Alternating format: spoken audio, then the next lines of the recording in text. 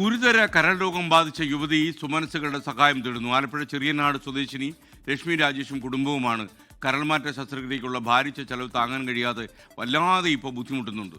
കരൾ പകുത്തു നൽകാൻ അമ്മ തയ്യാറാണ്, പക്ഷേ ആവശ്യമായ പണം കണ്ടെത്താൻ ഇതുവരെ കഴിഞ്ഞിട്ടില്ല. അതേസമയം കരൾ മാറ്റിവെച്ചേ പറ്റൂ താനും.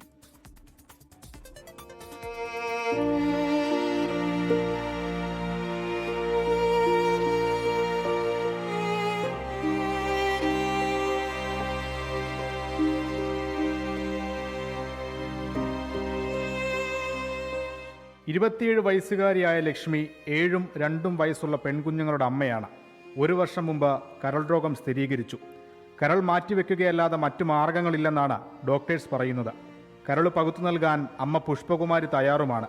പക്ഷേ 50 ലക്ഷം രൂപയ്ക്ക് മുകളിൽ ചെലവ് വരും. ഇതെങ്ങനെ കണ്ടെത്തുമെന്നറിയാതെ വിഷമിക്കുകയാണ് കുടുംബം. അമൃതയിൽ ചെക്കപ്പ് എല്ലാം കഴിഞ്ഞു. എൻ്റെ അമ്മയാണ് എനിക്ക് കരൾ തരുന്നത്. പക്ഷേ ഇതിന് ഏകദേശം ഒരു 52 ലക്ഷം രൂപയോളം ചിലവ് വരും. എനിക്ക് 2 പെൺകുഞ്ഞുങ്ങളാണ്.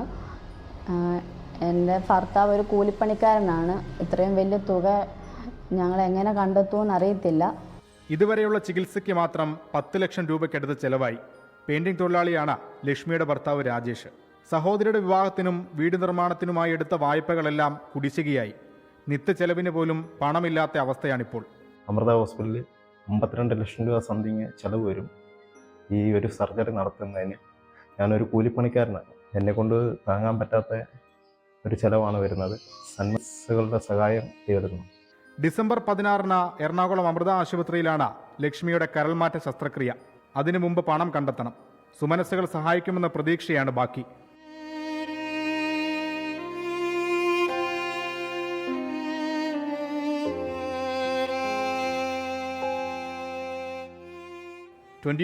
ആലപ്പുഴ.